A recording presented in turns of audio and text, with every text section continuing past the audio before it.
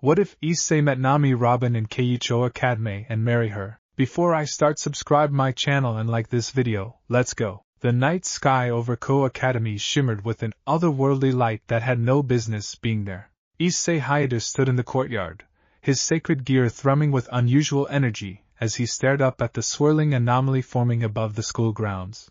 The crimson aura of his boosted gear cast dancing shadows across the empty campus. "What the hell is that?" he muttered, watching as the distortion grew larger, crackling with energy that made his hair stand on end. "Partner, I sense something unusual," Drake's ancient voice rumbled in his mind. "This is not ordinary magic. The dimensional fabric itself is tearing." "Dimensional? Like other worlds dimensional?" Issei's eyes widened. After everything he'd experienced as a devil, the battles, the supernatural politics, the constant chaos, he'd thought he'd seen it all. Apparently not. The rift pulsed once, twice, then exploded with brilliant azure light.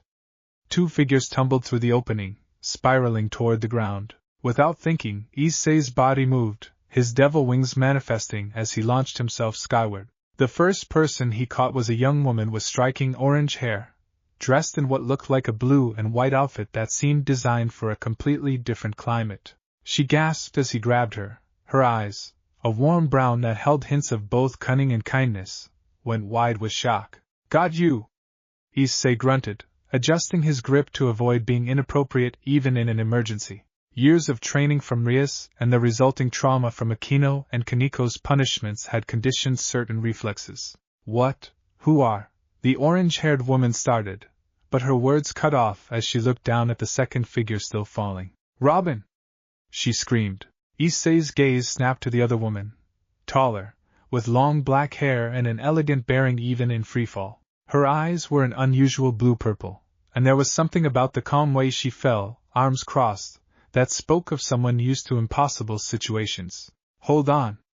Issei called to the orange-haired woman. "I've got this!" He dove, wings tucked, streamlining his body to catch up with the falling woman. The wind roared past his ears as he accelerated, arms outstretched. Just before impact with the ground, he caught her around the waist, his wings snapping open to arrest their momentum. The dark-haired woman looked at him with an analytical gaze that made him feel simultaneously examined and appreciated. "Thank you," she said simply, her voice cultured and calm despite the circumstances.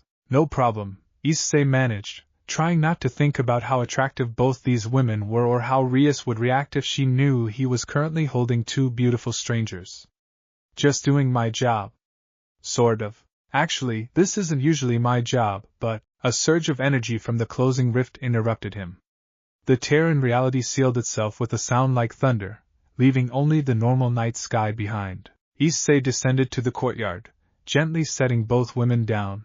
Now that they were on solid ground, he could get a better look at them. The orange-haired woman wore what appeared to be nautical-inspired clothing, a blue bikini top with a white jacket and low-rise jeans that showed off a tattoo on her left shoulder. She had a striking figure and carried herself with confidence despite the obvious confusion in her eyes. The dark-haired woman was taller and more conservatively dressed in what looked like a purple cowboy-style outfit with a pink flower in her hair. Her posture was impossibly straight, and she radiated an aura of intelligence and composure that reminded him a bit of Akino, though less overtly playful. "Where are we?"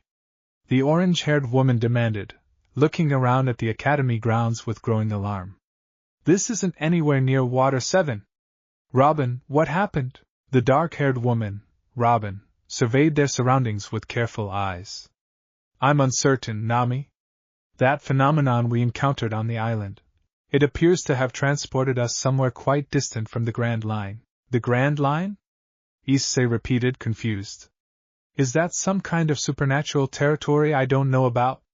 Because I thought Rias had me study all the major factions." Both women turned to look at him fully for the first time, their expressions shifting from confusion to wariness. "Who are you?" Nami asked, her hand moving to her waist where Issei noticed she had some kind of extending rod weapon. "And what are you?" "You have wings." Issei glanced back at his devil wings and winced. "Oh, right. That probably looks weird if you're not used to it." He retracted his wings, the leathery appendages dissolving into red particles. "I'm Issei Hayate. I'm a devil. Well, a reincarnated devil technically. I go to school here at Kuho Academy when I'm not doing devil work. He paused. You two aren't from around here, are you, devil? Robin's eyebrow raised slightly. How interesting.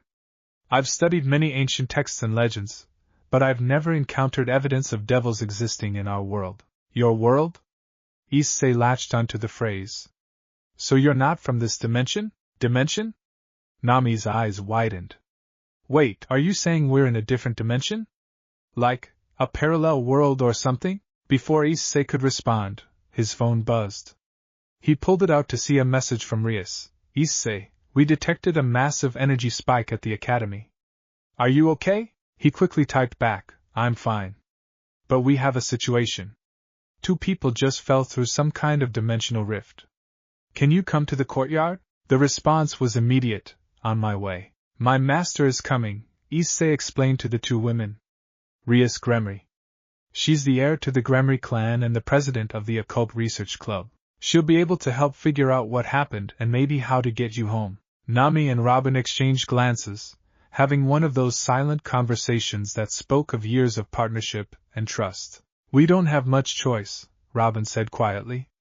We're clearly far from anything familiar, and this young man did save us from a rather unpleasant fall. Fine, Nami sighed, though her hand remained near her weapon. But if this is some kind of trap, it's not, Issei assured them. I know this is all probably really weird and scary, but I promise we'll help you.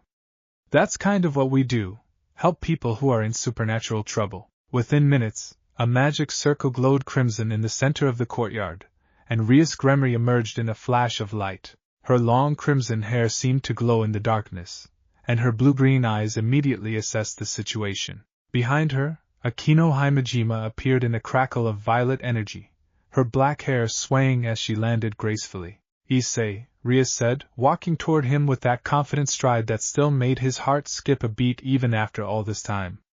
Then her gaze shifted to Nami and Robin. And our unexpected guests. Issei noticed both women stiffen slightly at Rias's presence. He supposed the president had that effect on people, a mixture of natural authority and supernatural power that was impossible to ignore. President, Issei said formally, since they had company. These 2 came through that dimensional rift. This is, He realized he'd never gotten their full names. Nami, the orange-haired woman supplied, still looking wary but forcing a smile that was probably meant to be disarming. Just Nami. Nico Robin, the dark-haired woman added with a slight bow that seemed to come from a different cultural tradition than anything Issei was familiar with. We apologize for the intrusion. We seem to have been caught in an unusual phenomenon. Rias studied them both with keen interest. A dimensional rift strong enough to pull people through from another world. That's extremely rare and extremely powerful. She looked at Akino. Did you sense anything unusual about the magic? Akino shook her head, her usual playful demeanor replaced by serious concentration. It wasn't magic, President. At least, not any magic I recognize. The energy signature was completely foreign. Fascinating, Rias murmured. She turned back to Nami and Robin, her expression softening slightly. You must be confused and frightened. Please come with us to the clubroom. We can talk there more comfortably, and I'll try to help you understand your situation. Nami looked like she wanted to argue, but Robin placed a gentle hand on her arm. We accept your hospitality, Robin said. Thank you. The clubroom of the Occult Research Club had never seemed quite so surreal to Issei. He'd gotten used to the rich furnishings, the supernatural atmosphere, and the presence of beautiful devil women. But watching Nami and Robin sit on the sofa, looking around with expressions of barely concealed amazement and confusion, reminded him of his own early days after being reincarnated. Rias sat behind her desk, fingers steepled, while Akino prepared tea with her usual grace. Issei stood to the side, still processing the night's events. Let me be direct, Rias said. You're in a world where supernatural beings, devils, angels, fallen angels, and various other species, exist openly within certain circles. We maintain a masquerade for regular humans, but those in the know navigate a complex society of different factions and powers. She paused. Based on what Issei told me and what we sensed, you've been transported here from another dimension entirely. Can you tell me about your world? Nami and Robin exchanged another one of those significant looks. Our world, Robin began carefully, is quite different from what you describe. We come from a place dominated by vast oceans, where people sail between islands and archipelagos. While there are many incredible abilities and phenomena, what you call devils and angels don't exist in our world. We're pirates, Nami added bluntly, apparently deciding that honesty was the best approach. Part of the Straw Hat Pirates. We were investigating a strange island when we encountered some kind of energy phenomenon, and the next thing we knew, we were falling through the sky here. Pirates? Issei couldn't help but ask. Like sailing ships and treasure? Something like that, Nami said with a slight smile. Though it's more complicated than old stories make it sound. In our world, Robin continued, there are individuals with special abilities granted by mysterious fruits called devil fruits. I myself possess such a power, the ability to sprout additional limbs on any surface. As if to demonstrate, she crossed her arms, and suddenly extra arms bloomed from the back of the sofa, waving slightly before disappearing. Issei's eyes went wide. That's incredible. And useful. It has its applications, Robin agreed with a small smile. Akino arrived with tea, serving everyone with practiced elegance. This is quite the situation, she said cheerfully. Visitors from another dimension. How exciting. The question, Rias said, accepting her tea with a nod of thanks, is what to do now. Dimensional travel isn't my area of expertise, but I know people who might be able to help. However, investigating and potentially creating a way home could take time. In the meantime, you'll need somewhere to stay. We can pay, Nami said quickly. Well, eventually. Do you use berries here? No. What about gold? We have. She cut herself off, probably realizing she was about to reveal the location of their treasure. Money won't be necessary, Rias assured her. You're victims of a supernatural event, which falls under our jurisdiction. The Gremry family can easily accommodate you. She smiled. Besides, we're devils. We specialize in making contracts and arrangements. Consider this the beginning of a mutually beneficial relationship. What would you want in return? Robin asked shrewdly. In my experience, hospitality always comes with a price. Rias's smile widened, showing a hint of her devil nature. Simply your cooperation in helping us understand what happened. The dimensional rift that brought you here could be studied, and perhaps we can learn something valuable. Beyond that. She shrugged elegantly. Sometimes goodwill is its own reward. Nami didn't look entirely convinced, but Robin nodded slowly. That seems reasonable. We appreciate your assistance. Excellent. Rias clapped her hands together. Akino, please prepare 2 of the guest rooms. Issei, I want you to help our guests get settled and familiarize them with the area tomorrow. Consider it your assignment. Me? Issei squeaked. But I'm terrible at that kind of thing. Remember when I tried to explain the 3 factions to that new familiar? Which is exactly why this will be good practice, Rias said with amusement in her eyes. Besides, you were the first person they met here. You've already established a rapport. Issei looked at Nami and Robin, both of whom regarded him with expressions somewhere between amusement and apprehension. Don't worry, he said, trying to sound confident. I'll do my best to help you guys understand this crazy world. And who knows? Maybe we'll figure out how to get you home soon. Thank you, Issei, Robin said warmly, and he felt a strange flutter in his chest at the way she said his name. Yeah, thanks, Nami added, her smile more genuine now. This is all really weird, but at least we landed somewhere with people willing to help. As Akino led them away to prepare the guest rooms, Issei found himself watching them go with a strange mixture of curiosity and something else he couldn't quite name. 2 women from another world, pirates with incredible abilities and mysterious pasts, now suddenly part of his already complicated life. Partner, Drake's voice rumbled with amusement. I sense the beginning of another interesting chapter in your life. When isn't my life interesting? Issei muttered back. Fair point. But these 2, there's something different about them. Something that doesn't belong to this world's energy signature. Be careful, but also, be open to what this might bring. Issei pondered the dragon's words as he left the clubroom. Tomorrow would bring new challenges, new explanations, and undoubtedly new chaos. But looking back on the evening's events, the rift, the falling women, those first moments of connection, he couldn't help but feel that something significant had just begun. Later that night, as he lay in bed staring at the ceiling, Issei's mind wandered through the evening's events. Nami's fierce protectiveness of her companion, Robin's analytical calm, the way they worked together with such natural synchronization. It spoke of deep bonds forged through shared experiences. His phone buzzed. A message from Rias. Get some rest. Tomorrow will be busy. And Issei? Be yourself with them.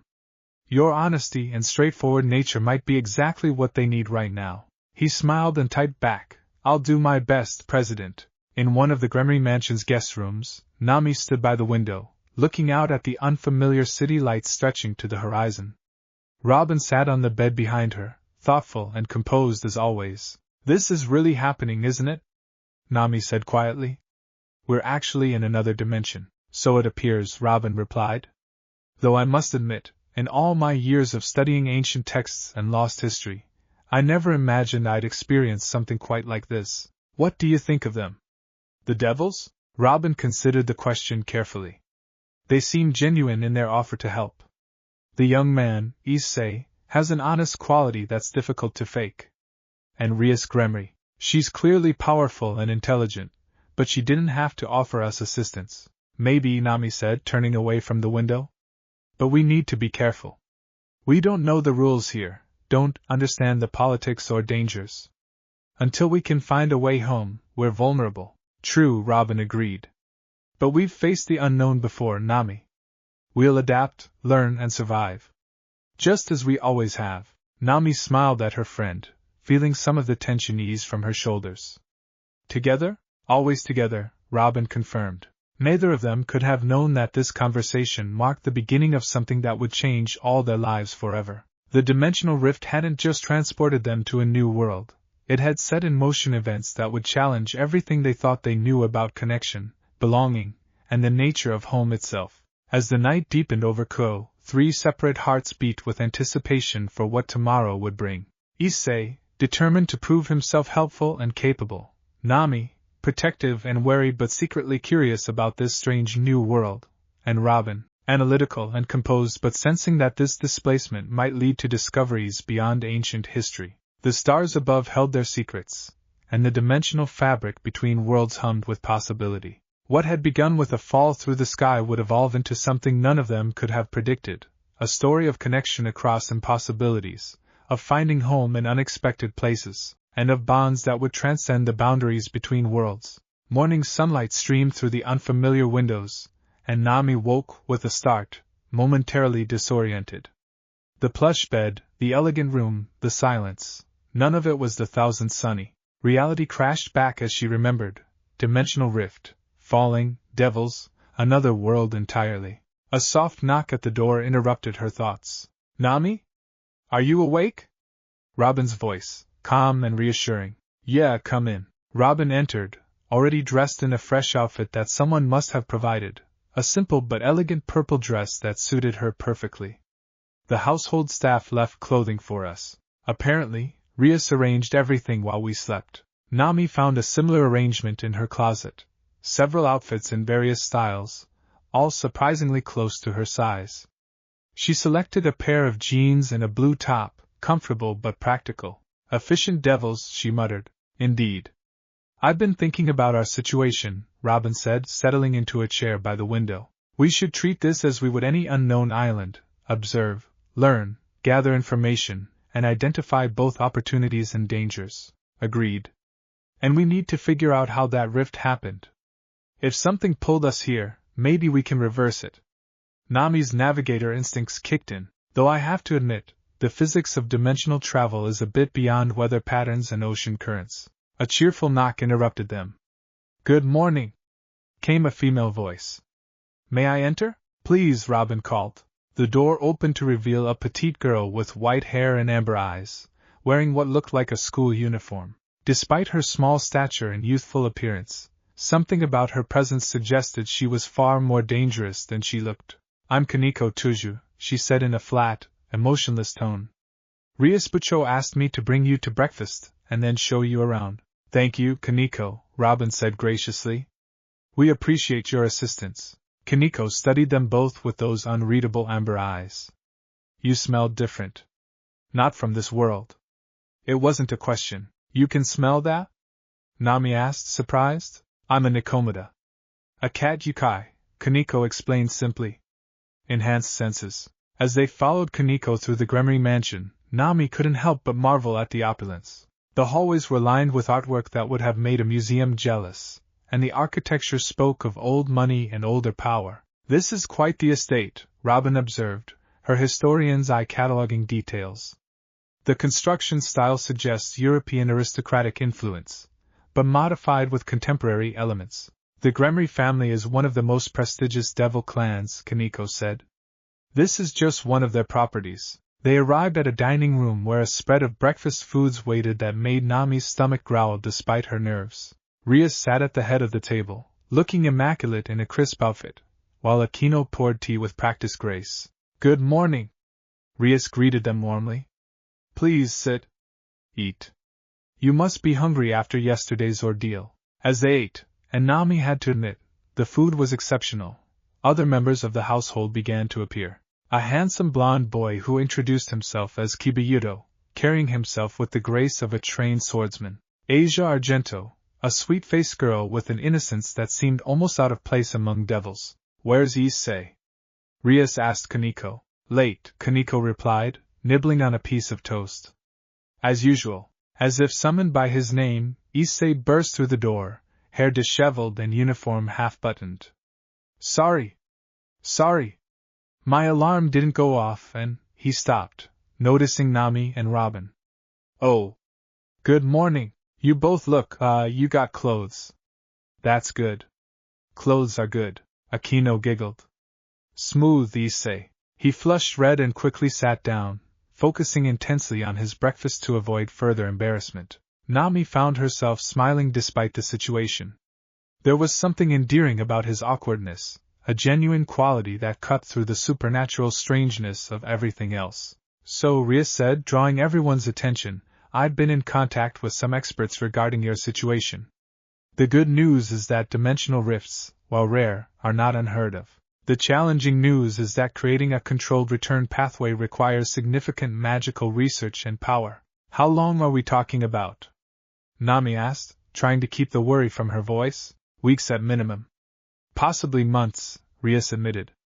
I'm sorry.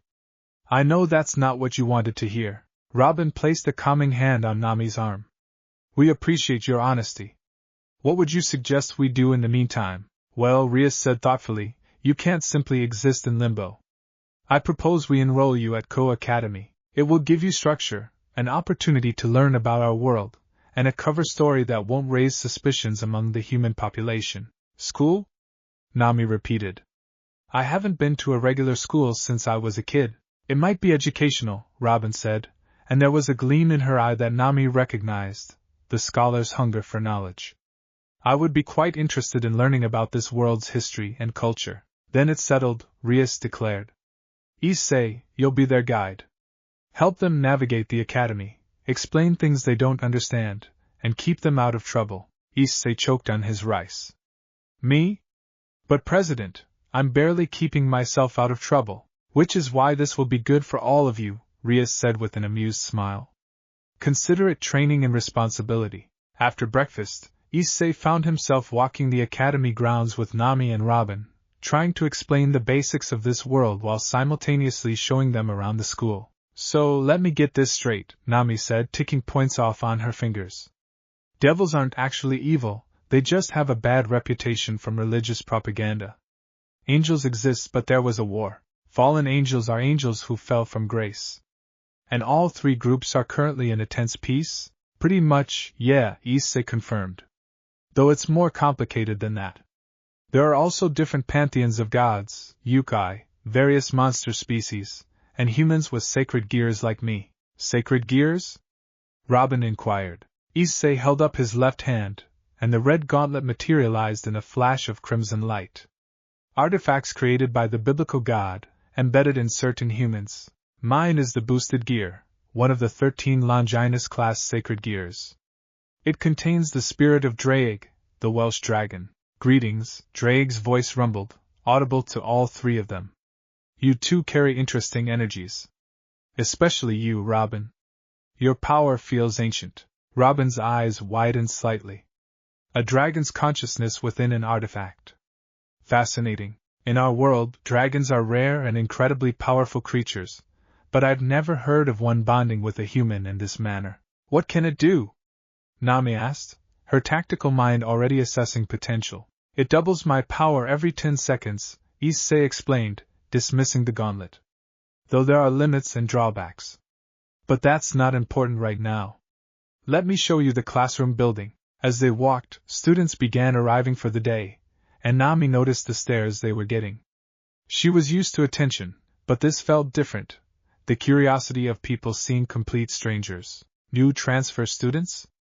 Someone whispered. They're gorgeous, another voice added. Who are they? Issei heard it too and grimaced. You're going to get a lot of attention. Kuho only recently became co-ed, and the ratio of girls to guys is still way off. Plus, well, you're both really pretty, so we can handle attention, Nami assured him, though she appreciated the warning. Robin, meanwhile, was studying the architecture. This educational system is quite different from what I'm familiar with. In our world, formal education is far less common, especially among pirates. Pirates, a new voice said, and they turned to find two boys approaching, one with short brown hair and a lecherous grin, the other bald and equally questionable looking. Did she just say pirates? Issei's expression soured.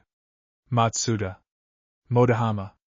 What do you want? To know why you're walking around with two absolutely stunning women while we're stuck in the friend zone. Matsuda declared dramatically. Transfer students, Issei said quickly. They're staying with Rias, and I'm just showing them around. Motohama's glasses gleamed as he somehow produced a notebook. Measurements? Interests? Relationship status? Before Issei could intervene, Nami smiled sweetly and leaned in close to Motohama. Want to know my interests? I'm interested in what happens to creeps who ask invasive questions. Robin crossed her arms in her signature pose, and suddenly an arm sprouted from Motohama's shoulder, flicking his ear painfully. Personal boundaries are important, don't you think? Both boys yelped and scrambled backward. Devil fruit powers! Matsuda gasped. She has devil fruit powers. You know about devil fruits? Robin asked, surprised. We read manga. Motohama explained. One Piece is legendary. Wait, are you actually from? That's enough, Issei interrupted, physically pushing his friends away. Go bother someone else. These two have been through a lot. After the boys retreated, still gawking, Nami turned to Issei. Manga? Comics. Stories. Entertainment, Issei explained, looking uncomfortable. There's a series in our world that's apparently similar to yours. I haven't read it much, but it's really popular. Robin and Nami exchanged startled glances. There's a story about our world here? Robin asked carefully. Maybe? I don't know how accurate it is, or if it's just coincidentally similar, Issei admitted. But yeah, the dimensional thing makes more sense now. If our worlds are close enough for stories to bleed through somehow. Fascinating, Robin murmured. The implications of cross-dimensional narrative transmission. The school day proved to be an exercise in culture shock. Nami found herself in a mathematics class dealing with concepts she'd never formally studied, though her navigator's calculations actually helped with some of the geometry. Robin, predictably, excelled in history and literature, her vast knowledge translating surprisingly well even to this world's subjects. During lunch, they sat with Issei and the rest of the occult research club in a corner of the cafeteria. How are you adapting? Asia asked kindly, her gentle nature shining through. It's overwhelming, Nami admitted. Everything is so different. The technology, the culture, the casual way people use supernatural powers. In our world, Robin explained, devil fruit users are rare and often feared or revered.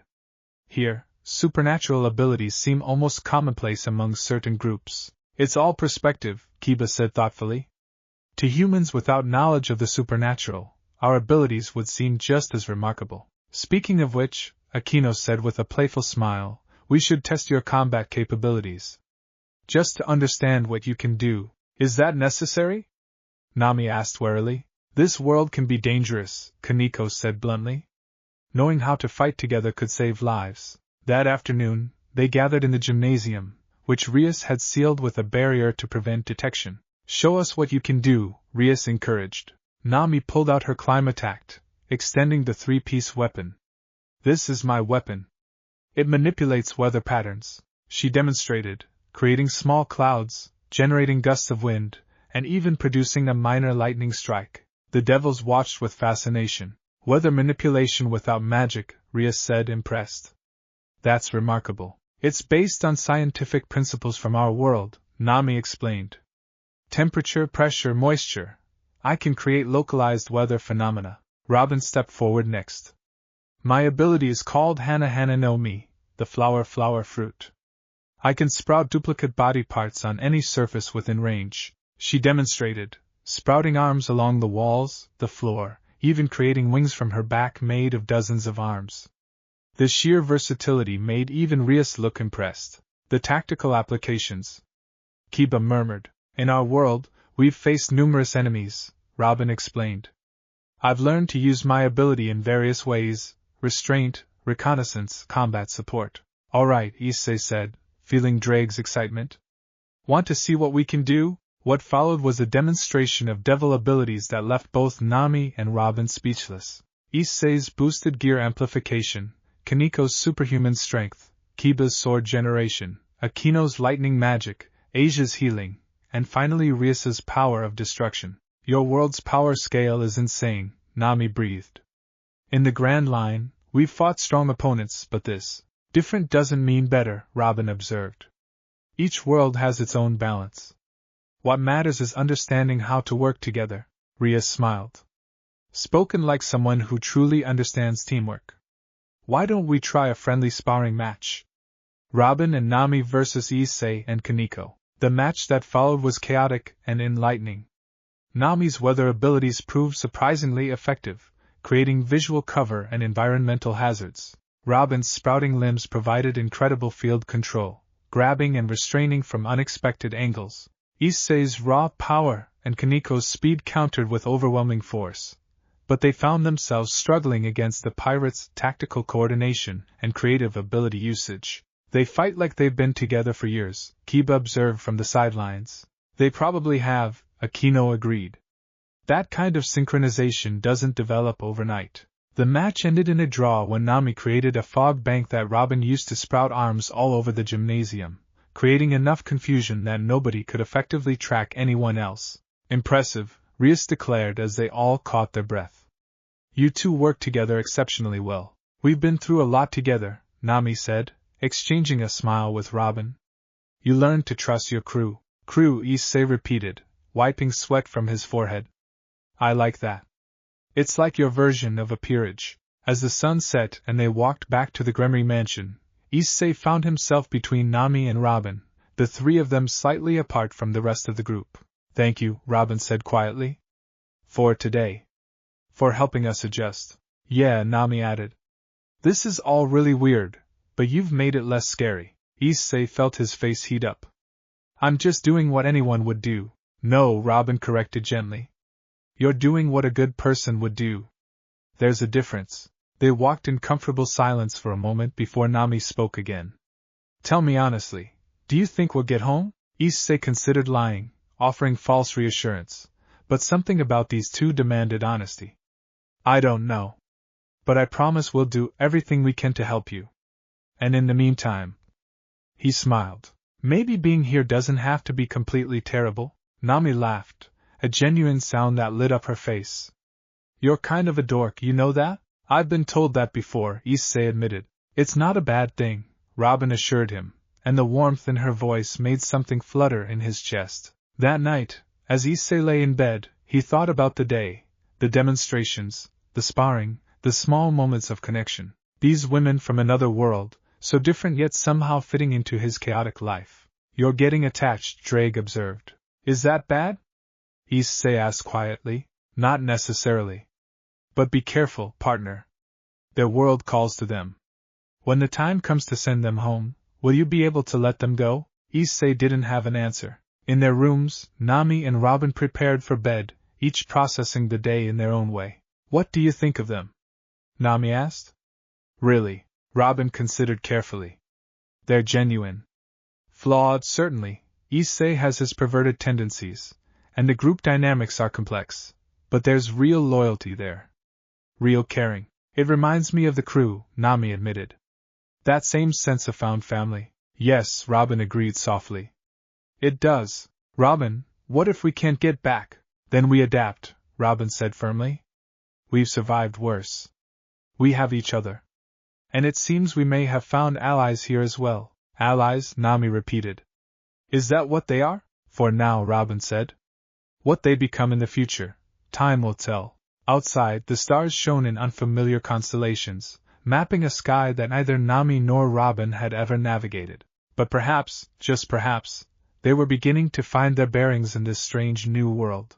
3 weeks had passed since Nami and Robin's arrival, and Kuho Academy had settled into a new rhythm that accommodated the dimensional travelers. In the occult research club room, the afternoon sun cast long shadows across the ornate furniture as the group gathered for what had become their daily debrief. Any progress on the dimensional research? Nami asked, though she already knew the answer from Rias's expression. Some, Rias admitted, leaning back in her chair. We've identified the type of energy that created the rift, but replicating it safely is proving challenging. Ajuka Beelzebub himself has taken an interest, which is promising. Beelzebub? Robin looked up from the ancient text she'd been studying, a historical account of the Great War that she found fascinating despite its supernatural subject matter. One of the 4 great Satans, Aquino explained. The greatest genius in devil history when it comes to magical theory and innovation. If anyone can figure this out, it's him, Kiba added reassuringly. Issei noticed the slight tightening around Nami's eyes, the tension in Robin's shoulders. They hid it well, but after 3 weeks of daily interaction, he was learning to read them. The uncertainty was wearing on them, no matter how well they adapted. Hey, he said, drawing their attention. Why don't we take a break from all the heavy stuff? There's a festival in town this weekend. It might be nice to just, I don't know, experience something fun? Rias smiled approvingly. That's actually a wonderful idea, Issei. You 3 should go. Consider it cultural education. 3? Nami raised an eyebrow. Well, someone needs to guide you through a Japanese festival, Rias said with amusement. And Issei volunteered.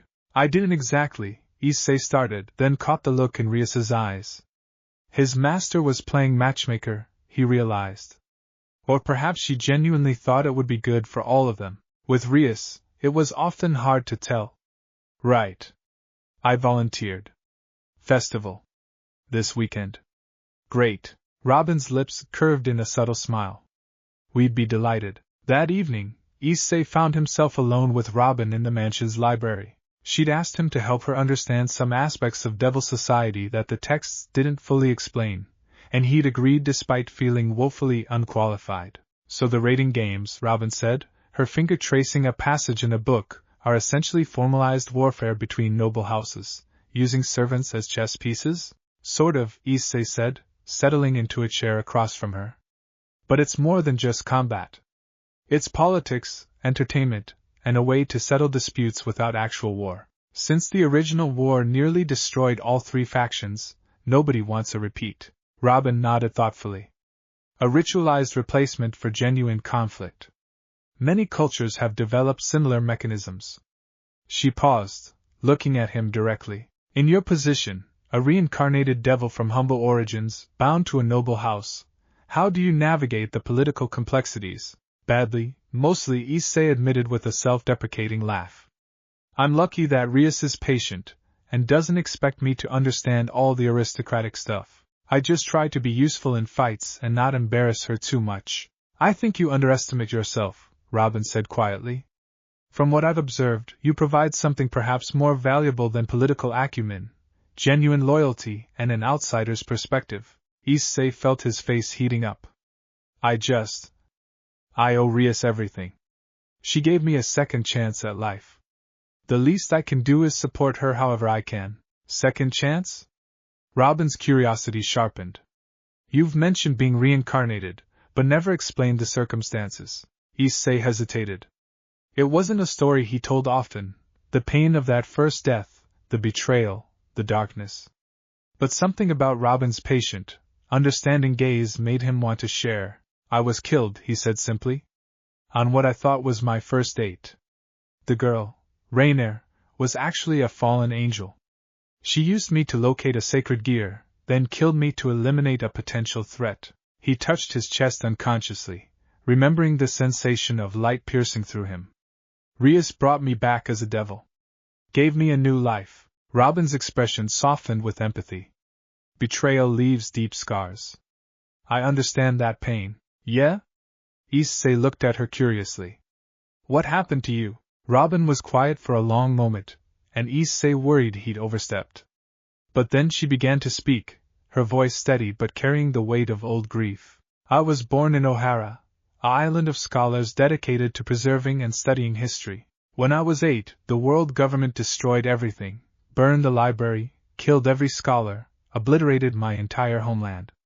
Her hands tightened slightly on the book. I survived, but I was branded a criminal and hunted for 20 years.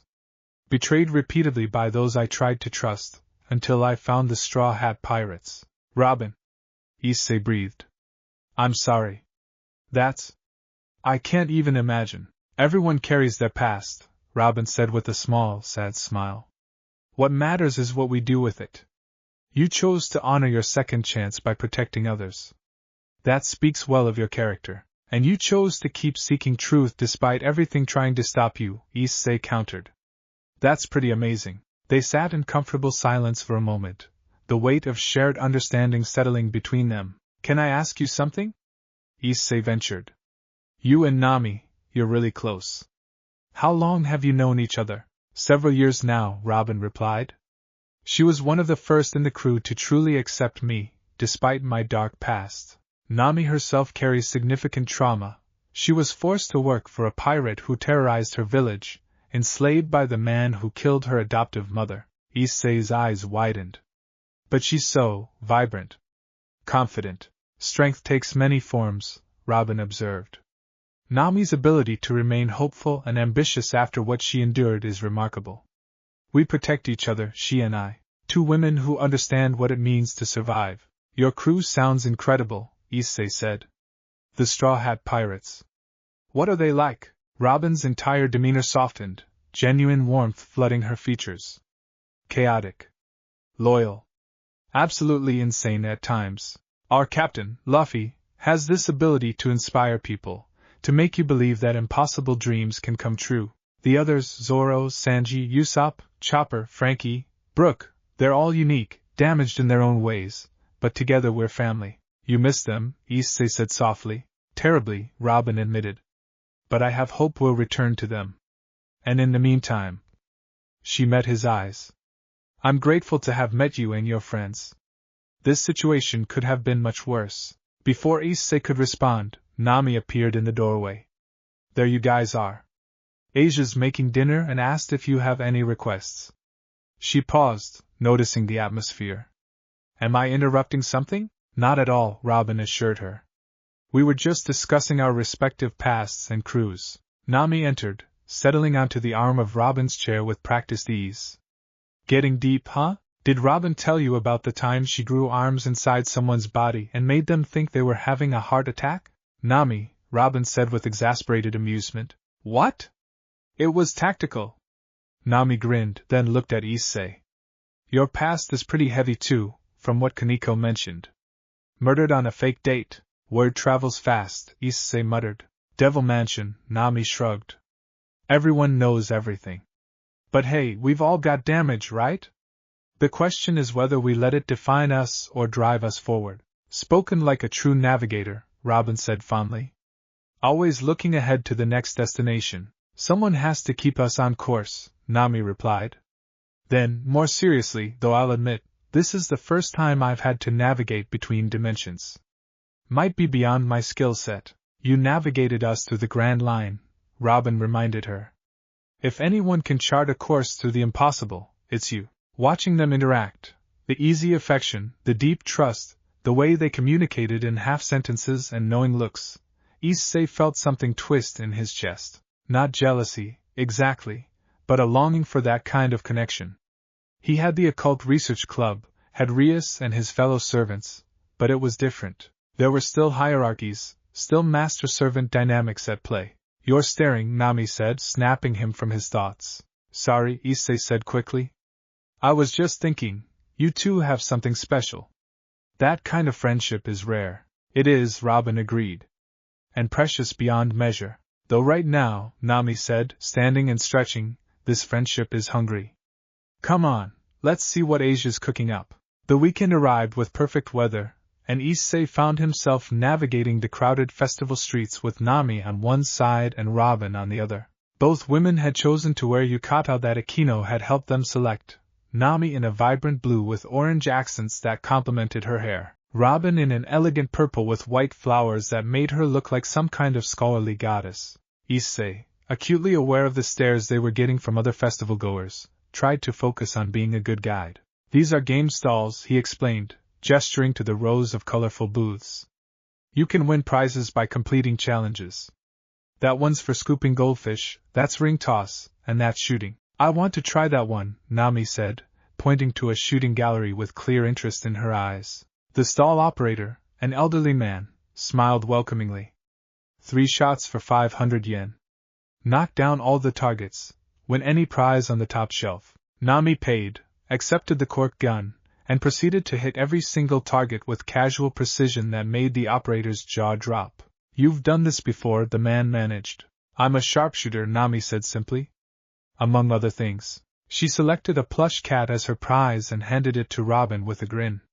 For your collection. I don't have a collection, Robin protested, but accepted the gift with obvious pleasure. You do now, Nami declared.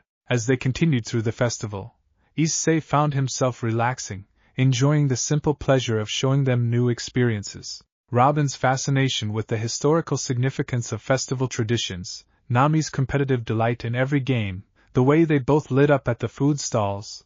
It was infectious. Try this, Issei offered, buying takoyaki from a vendor. Octopus balls. They're really good. Nami took one cautiously, blew on it, then popped it in her mouth. Her eyes widened. Oh, that's amazing. Robin, try this. They shared food, played games, and watched street performers as the sun set and lanterns began to glow. At some point, without consciously deciding to, they'd all linked arms, Issei in the middle, both women comfortably close. This is nice, Nami said, a rare moment of unguarded contentment in her voice. Just normal. No fighting, no supernatural politics, no dimensional rifts. Just a festival. Every world has its simple pleasures, Robin observed. It's easy to forget that when you're caught up in larger conflicts. They found a spot near the river where fireworks would be launched, settling on the grass among other festival-goers. The first burst of color exploded across the sky, and Nami gasped with delight. We have fireworks in our world, she said, but I don't think I've ever just sat and watched them like this. Usually, we're the ones setting them off as a distraction or weapon. Everything's a weapon with you, Robin teased. Says the woman who once grew hands on someone's eyeballs, Nami shot back. That was one time, and he deserved it, Robin replied primly. Issei laughed, the sound mixing with the explosions overhead. You two are something else. Is that good or bad? Nami asked. Definitely good, Issei said without thinking, then flushed. I mean, you're both really cool and interesting and… Relax, Nami said, patting his arm. We get it. You like us. We like you too. As friends, Robin added, though there was something in her tone that suggested the distinction wasn't as clear-cut as it might have been a few weeks ago. The fireworks continued, painting the sky in brilliant colors. In that moment, surrounded by light and laughter, the weight of their circumstances seemed distant. 3 people from different worlds, bound by circumstance, finding unexpected comfort in each other's company. Issei? Nami said quietly, her voice almost lost under the fireworks. Yeah, thank you. For everything. For catching us when we fell, for helping us adjust, for being you. She's right, Robin added. Your kindness has made an impossible situation bearable. Issei didn't trust himself to speak. Instead, he just squeezed their arms gently, hoping they understood. The walk back to the mansion was quiet, all 3 of them tired but content. As they approached the gates, Nami suddenly stopped. Do you ever wonder, she said, what would have happened if we'd landed somewhere else? With different people? I try not to, Robin admitted. The multiverse of possibilities is overwhelming. I'm glad you landed here, Issei said firmly. With us. With me. They stood there for a moment, an understanding passing between them that went beyond words. Then Nami grinned, breaking the tension. Come on, I'm exhausted. And I want to tell Asia about all the food we tried. That night, Issei lay awake, replaying the evening. The way Nami's eyes had sparkled in the lantern light. The small smile Robin wore when she thought no one was watching. The comfortable warmth of them on either side of him. You're falling for them, Drake observed. Both of them. That's crazy, Issei protested weakly. I barely know them. And they're from another world. And there's two of them. And I'm supposed to be focused on serving Rias and, partner, I've lived for millennia. I know what the beginning of something significant looks like. The question is, what will you do about it? Nothing, Issei said firmly. They want to go home. To their crew, their world. The best thing I can do is help make that happen, no matter what I'm feeling. Noble, Drake said. But perhaps not what they want either. What do you mean? I mean, you're not the only one whose heart is becoming complicated. I can sense emotions, partner. And those two women are experiencing their own confusion. In their shared suite, they'd requested to room together. Nami and Robin prepared for bed in comfortable silence. Today was good, Nami finally said. It was, Robin agreed. Issei is quite thoughtful when he's not being overwhelmed by his hormones. He's sweet, Nami said, then caught Robin's knowing look. What? You like him, Robin stated simply. Maybe? I don't know. Nami flopped onto her bed. This whole situation is confusing. We're supposed to be finding a way home, not developing feelings for devil boys. Feelings are rarely convenient, Robin said, sitting on her own bed. And for what it's worth, I understand the confusion. He has a genuine quality that's quite appealing. Nami sat up, studying her friend. Robin, are you saying you like him too? I'm saying, Robin chose her words carefully, that I find myself enjoying his company more than I anticipated. Both of you, actually. This entire group has become important to me in a surprisingly short time. We need to be careful, Nami warned. We can't lose sight of getting home, agreed, Robin said. But perhaps we don't have to deny what we're feeling in the meantime. We can acknowledge it and still maintain our priorities. When did you become the expert on emotional management?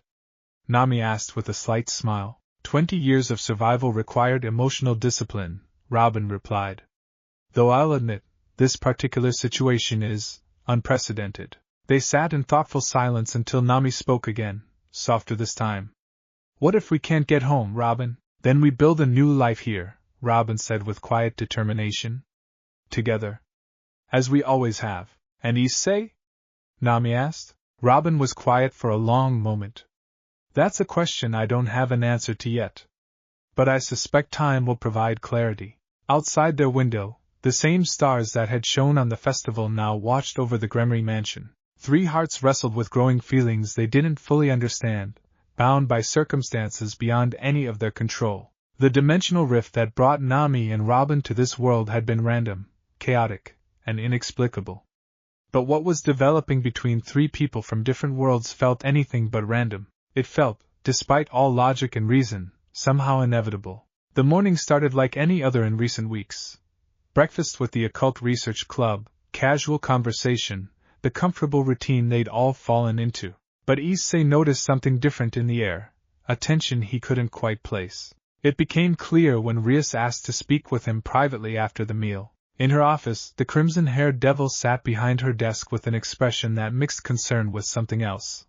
Perhaps a hint of possessiveness that Issei had learned to recognize over their time together. Issei, she began carefully. I want to talk to you about Nami and Robin. His stomach tightened. Is something wrong?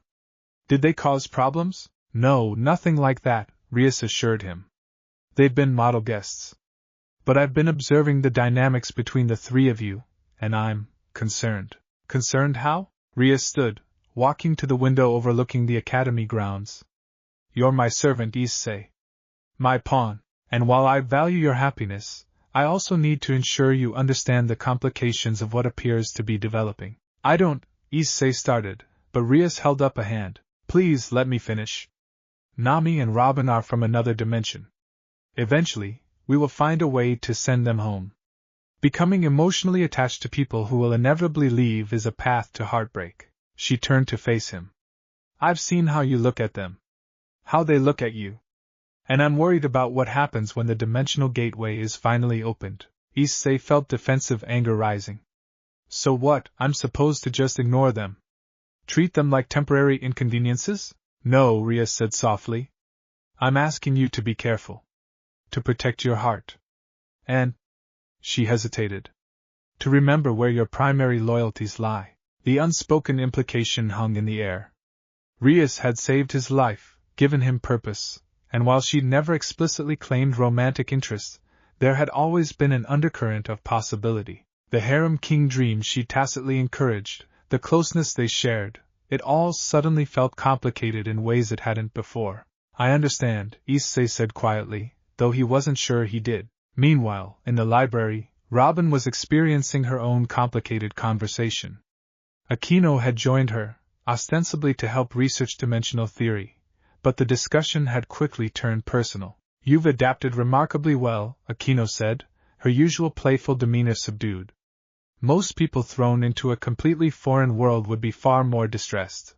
I've had practice adapting to hostile environments, Robin replied, not looking up from her book. And yet, despite that adaptation, you remain focused on returning home. To your crew. Aquino paused. Though I wonder if that focus is as absolute as it was when you first arrived. Robin did look up then, meeting Aquino's knowing gaze. What are you implying? Nothing sinister, Aquino assured her with a gentle smile. Simply an observation. You and Nami have become quite close with Issei. With all of us, really. It must be difficult, knowing these connections have an expiration date. All connections are temporary, Robin said philosophically. People die, circumstances change, the world continues turning. What matters is the meaning we find in the time we have. True, Aquino acknowledged. But some endings are more painful than others, especially when they involve the heart. She leaned forward slightly. I like you both, Robin. Genuinely, but I also care about Issei, and about the balance of our peerage. Please, just be mindful of the impact your presence has. Robin understood what wasn't being said. Don't break his heart. Don't disrupt what we've built here. Remember that you're temporary. I appreciate your concern, Robin said carefully. And I assure you, neither Nami nor I have any intention of causing harm. Intentions and outcomes are not always aligned, Aquino said, standing to leave. But I trust you'll navigate this with the wisdom you've shown in everything else. After she left, Robin sat in silence, the books before her suddenly seeming irrelevant. The conversation had crystallized something she'd been avoiding, the reality that every day here meant deeper connections, stronger feelings, and an eventual separation that would hurt exponentially more. Nami, for her part, was dealing with her own complications in the form of Kaniko's blunt assessment during their training session. You fight well together, Kaniko observed, watching as Nami practiced creating localized weather phenomena in the gymnasium. You and Issei. Natural synchronization. We've been training together for weeks, Nami replied, adjusting her climate act. It's not that surprising, it's more than that. Kaniko's flat tone somehow conveyed more meaning than elaborate speech. You trust him. He trusts you. That kind of combat trust develops from deeper connection. Nami lowered her weapon. What's your point, Kaniko? My point is that trust breaks when one person leaves. And you're planning to leave. The statement landed like a physical blow. I have a crew. A home. People who are probably worried sick about us. I know, Kaniko said. But Issei has lost people before. Been betrayed before. Adding you to that list will hurt him. So what? I should distance myself. Treat him coldly until we leave? Nami felt anger rising. That would hurt him too. Yes, Kaniko agreed simply. There's no winning scenario here. Just degrees of pain. I'm telling you this because you should know what your presence costs. Nami wanted to argue, to defend herself and Robin, to claim that they hadn't asked for any of this. But Kaniko was already walking away, having delivered her message with characteristic efficiency. That afternoon, the three of them, Issei, Nami, and Robin, found themselves in the courtyard, the space where it had all begun. The atmosphere was noticeably strained. "Did Rias talk to you?" Issei finally asked. "Akino spoke with me," Robin admitted. "Kaneko," Nami added. "Let me guess, warnings about getting too close." "Essentially," Issei confirmed. He ran a hand through his hair in frustration. "This is stupid. We're all adults. We can make our own decisions. Can we?" Robin asked quietly. "Their concerns aren't unfounded," Issei. "We are planning to return home. Becoming too emotionally invested would be unwise for all of us." "Too late," Nami muttered. "I think we passed too emotionally invested around the time of the festival. The admission hung in the air, naked and vulnerable." "So what do we do?" Issei asked. "Pretend we don't care about each other? Go back to being polite strangers?" "That would be impossible," Robin said. "And dishonest. But perhaps we need to establish boundaries. To protect ourselves and each other from further complication." "Boundaries," Nami repeated, her navigator's mind already seeing the flaw in that logic. "You mean emotional distance. Treating this like a business arrangement instead of a friendship. Is that what this is?" Issei asked, looking between them. "Friendship?" The question opened a door that all three of them had been carefully avoiding. Friendship felt both too much and too little to describe what was developing between them. "I don't know," Nami admitted. "In my world, in my experience, I've learned to categorize relationships clearly. Crew, allies, enemies. But this, it doesn't fit neatly into any category. Nor does it in my experience," Robin added. "I've spent most of my life maintaining emotional distance for survival. The crew broke through those walls. And now somehow, so have you. Both of you," she clarified, including Nami in her gaze. "The three of us," Issei said slowly, "we're something different. I've never felt quite like this before. It's not the same as what I feel for Rias or the others. It's—" He struggled for words. "Equivalent," Robin supplied. "Balanced. You don't favor one of us over the other because we come as a pair. A unit." "Yeah," Issei breathed. "Exactly that. Which makes this even more complicated," Nami pointed out. "Because it's not just about individual feelings. It's about the dynamic between all three of us." Before they could explore that thought further, a surge of magical energy rippled across the courtyard. All three of them tensed, combat instincts activating. A magic circle formed in the air, not the crimson of Gremory, but a golden yellow that Issei recognized with growing dread. "That's a summons," he said. "From the Citri clan." The circle expanded, and through it stepped Sona Citri, student council president and heir to the Citri clan, along with her queen, Tsubaki Shinra. Sona's expression was serious behind her glasses. "Gremory's servants," she greeted formally. "And the dimensional travelers. I need to speak with all of you. It's about the investigation into your arrival." They reconvened in the student council room, where Sona laid out a series of documents and magical diagrams. "We've made a breakthrough," she announced. "The dimensional rift that brought Nami and Robin here wasn't entirely random. It was triggered by a resonance, a connection between your world and ours that goes deeper than we initially understood." "What kind of connection?"